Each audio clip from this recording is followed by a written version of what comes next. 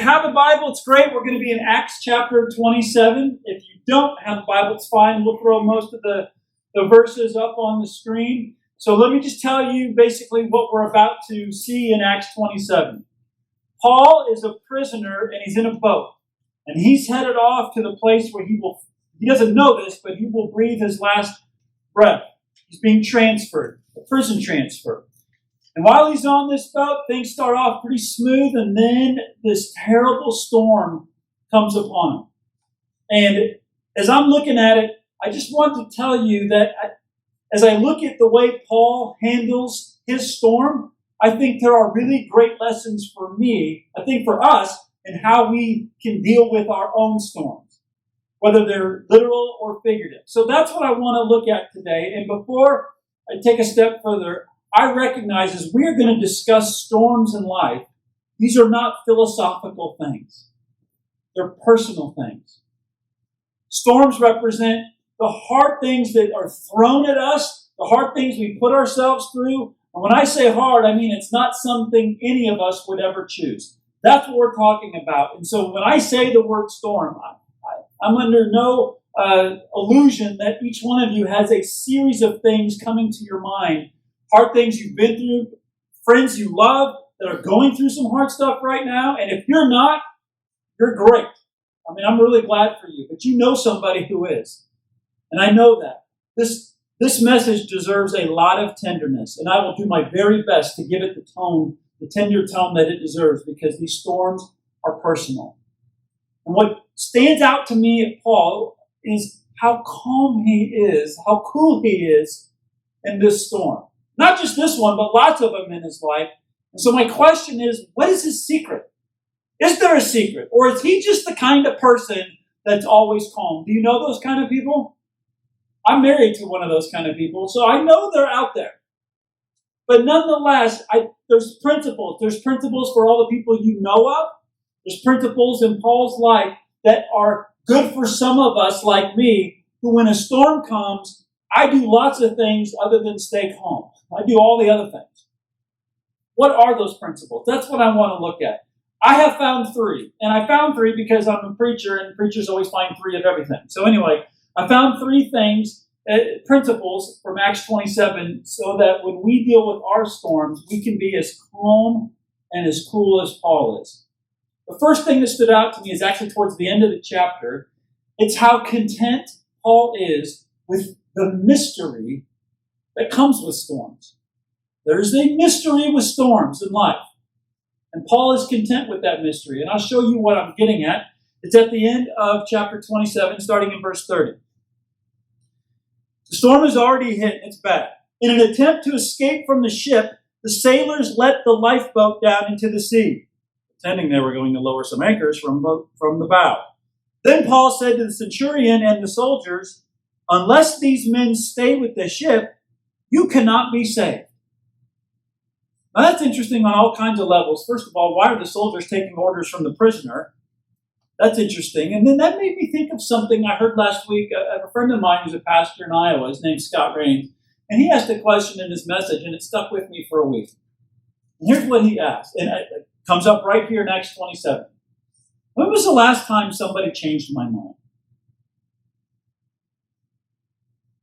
When was the last time, I'll share it with you, when was the last time somebody changed your mind?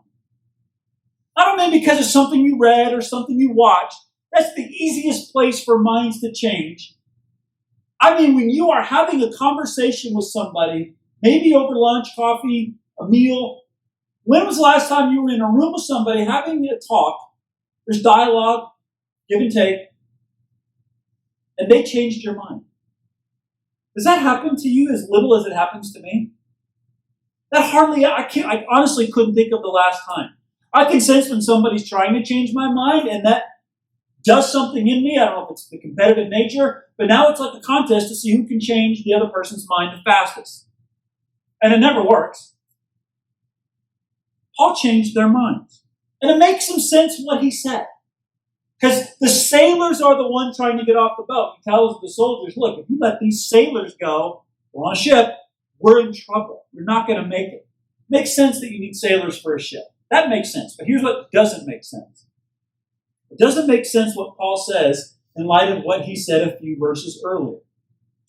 So let me show you that so you can see this, what looks to be a contradiction. In chapter 27, verse 22, here's what he said to the whole crew, the sailors, the soldiers, all. He said, "Now I urge you to keep up your courage, because not one of you will be lost. Only the ship will be destroyed." So earlier he told them, it's going to be, not one of you will be lost. So is that just like, I don't know, is that just coach speak where you're just trying to, encourage somebody, get them excited, motivate them, but you really don't mean it? I don't think so, because he explains before that he had a conversation with an angel that God sent to him. So God told Paul, no one is going to die. No one. Tell him no one's going to die. So he did, but then he tells these soldiers, if you cut the lifeboats, you're not going to make it. Doesn't that seem to be a contradiction? If you think everyone's going to be saved, why bother worrying about lifeboats? Why bother worrying about anything? Why don't you just kick back on the boat and relax? Hey, guys said we're all going to be saved. Relax, guys. I don't know what's going to happen. God will take care of it. We can just coast. That's not what he's doing. There's a mystery with storms. And here's that mystery. It's an age-old question. Is God in charge? Is he managing things? Putting out fires as they go? Or is he in control? He's got a plan and nothing happens without him causing it or allowing it to occur. So which is it? Is he calling audibles all the time? Or is everything actually going according to plan? Because he seems to say both. Now here's the problem with me. Maybe you, but certainly with me. I'm an either-or person. Things are either God is in charge or God is in control. And what I see with Paul, why he's so content with the storm, part of the reason is he's a both and person. There's a mystery to the fact that God is in control and there are consequences for my actions. They both go together. How do they go together? If none of us are going to die, why does it matter if we cut the lifeboats or leave them? Why does it matter? Why does it matter? Paul says, I don't know. It just does. There's a mystery to that. I don't understand it any more than he does. But he recognizes the mystery and he's content with it. So Christians are not supposed to be passive. Just to sit back and go, look, God's up there. He's almighty, all powerful. He's got a plan. He's going to do what he wants. I can just do whatever. Doesn't really matter what I do. Doesn't matter anything. God's going to get his way no matter what, so don't worry. That causes people to be passive, and that is not okay. It's also not okay for people to panic and say, actually, what I do matters so much, I got to get it just right, or everything is going to collapse. That's not right either. There's something in the middle of those two. And I think it's the poise that Paul has. And part of the reason he is so poised, part of the reason he's not being passive and just sitting back, and part of the reason he's not panicking either, is because he knows there's a mystery. God is in control, and what we do matters. And he's fine with that mystery. That's the first thing that I saw in Acts 27 of why Paul is so calm and cool in storms. His contentment with the mystery. Now, the second thing I see is he has an understanding of the purpose of storms. Not just this contentment with the mystery, but an understanding of the purpose. And the purpose that he sees is really twofold. So let me show you what happened, and then I'm going to get into that twofold purpose, okay? It's verses 13 and 14. It starts off, when a gentle south wind began to blow, they saw their opportunity. So they weighed anchor, which doesn't mean figure out how much it weighs. That's what I thought it meant. It means pull it up. Just say that. That's easier. Okay. So they weighed anchor, sailed along the shore of Crete. Gentle wind blowing. Before very long, a wind of hurricane force called a northeaster swept down from the island. So the trip started off smooth, and now all of a sudden they are in a hurricane storm in a very vulnerable place on a boat on the water. So why does God cause or allow storms to occur? Why does he send or allow the storm? Why does he even do that? Paul has an understanding, it's at least a twofold one. There's a general reason God sends storms in Paul's mind, and there's a specific reason.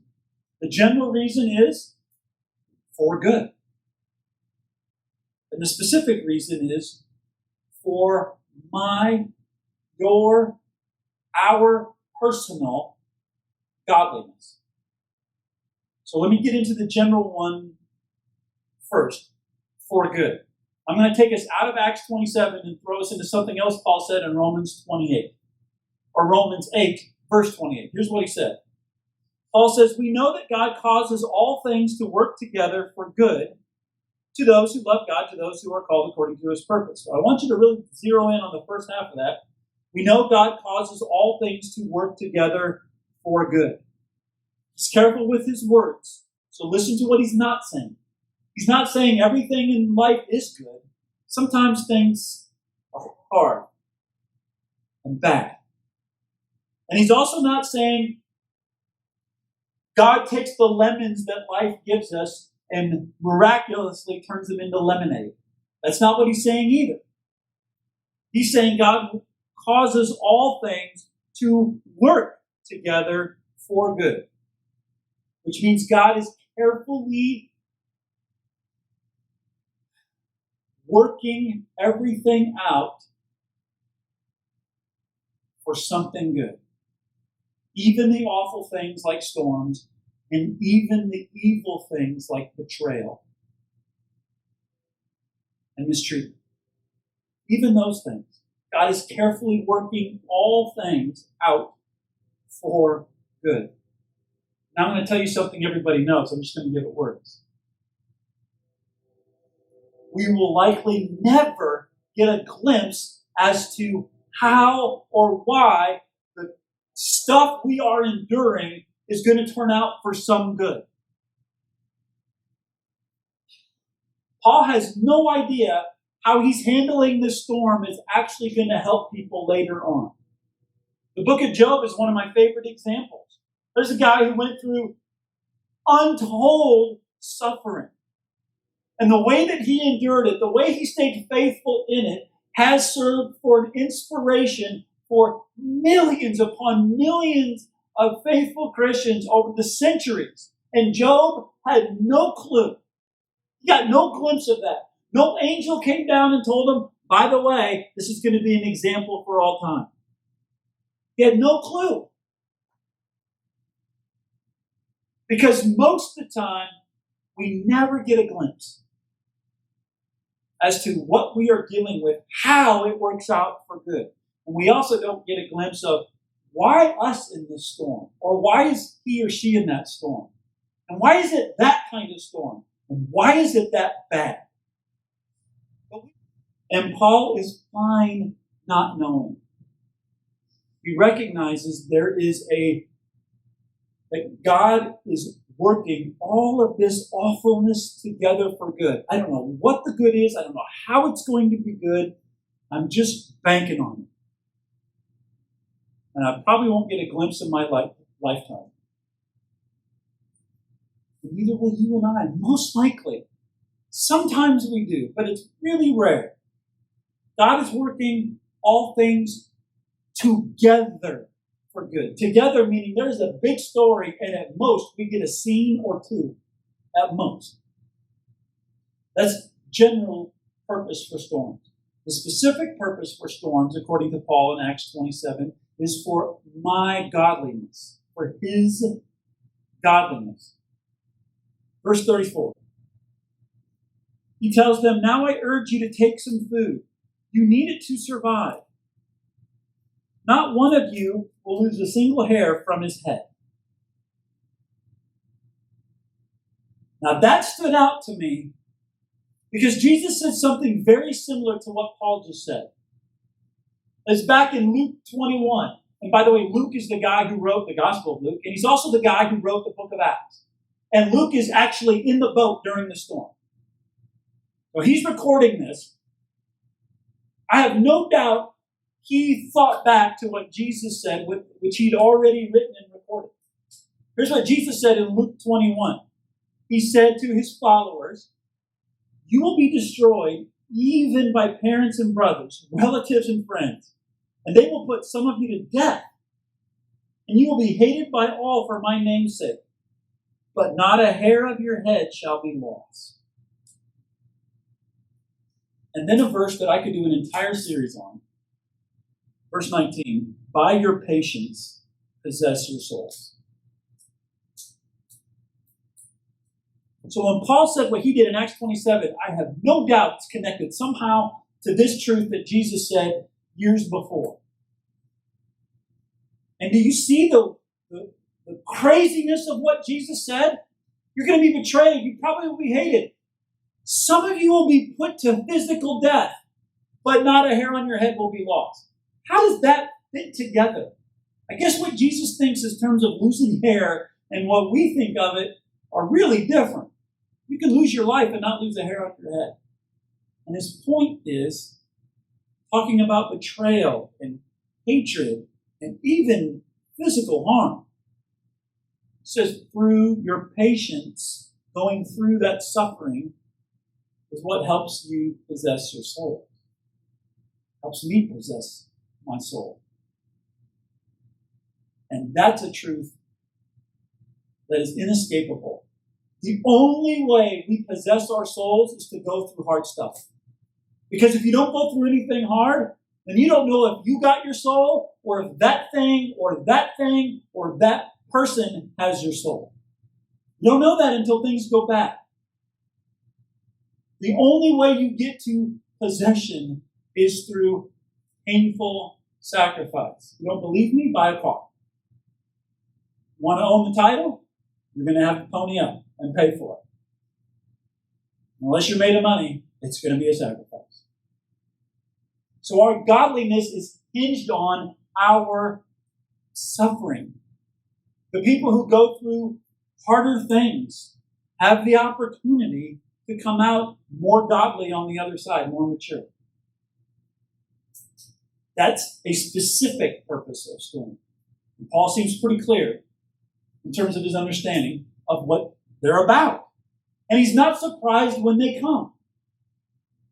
Lots of us as Christians expect, I don't know why we do this. Jesus went through the worst stuff, anyone on the planet's been through. Why would we think God would spare us from any discomfort, any pain, any heartache, any disappointment? Why would we think that? Paul expects the storms because he sees the purpose in them.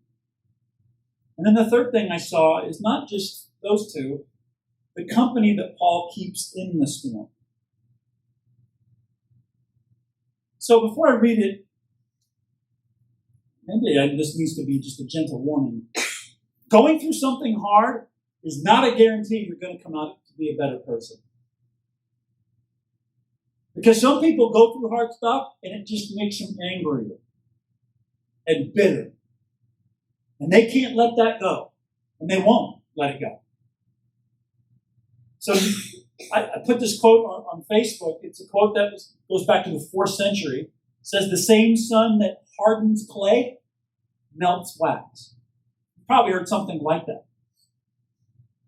So just because you go through something hard and intense like the sun's heat doesn't mean it's going to make you better. It can make you harder. So how is he melted into humility versus hardened by anger?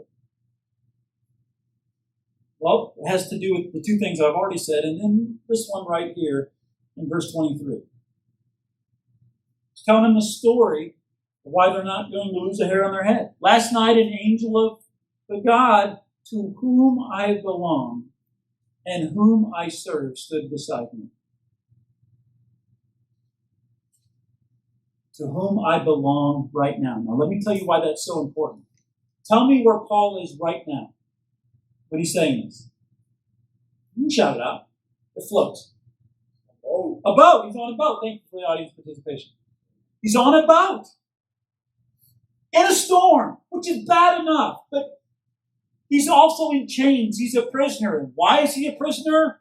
Because 4 gutless leaders or courts would not let him go, despite having no reason by the law to hold him and keep him as a prisoner. The only reason they did was because of peer pressure. It wasn't just one bad leader, it was 4 sets of bad leaders, bad administrations who were corrupt and gutless and wouldn't do the right thing. If anyone's got a reason to be angry and hardened by anger, it's got to be Paul. But instead of that, he says in the middle of all this, and now on top of it, now he's got to worry about a hurricane. The God to whom I belong. He's connecting to God's love during the storm, which is probably the hardest time to do it. There's a mindset, there's 2 mindsets that Paul doesn't have. Paul doesn't say, as the storm beats on him and beats on him, and that court and that leader, he doesn't say, God must be punishing me for something. I don't know what I did, but it was off. You know what? I do know what I did. I persecuted these people for years, and now I'm being punished for it. You don't see that mindset with him. He has the right to have it, but he doesn't say or think he's being punished.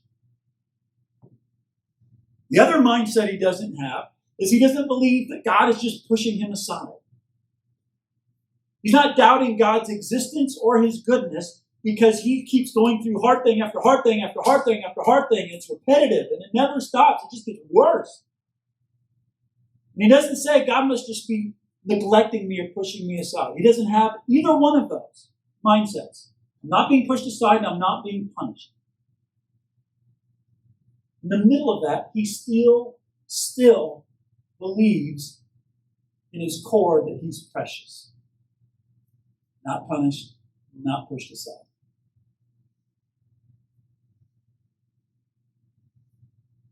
To have Paul's poise in the storm, it begins realizing that there's a mystery to these storms. I need to expect them because there's purposes in them.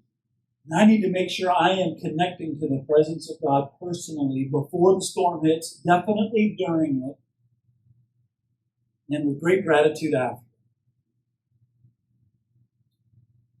Only Christianity claims that God suffered. It's the only philosophy or religion or faith that ever even ventures into that idea, that there is a God who suffered. And it's also the only one who claims that God is with us in our suffering.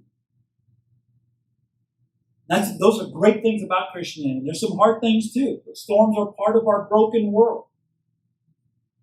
And we may never get a glimpse as to how it works out for good or why it's this bad. We just have to trust that God is allowing or causing these storms for good and for godliness. Those truths can either harden you and me in anger like clay, or it can melt us into humility and pull us toward the presence of God versus pushing us away.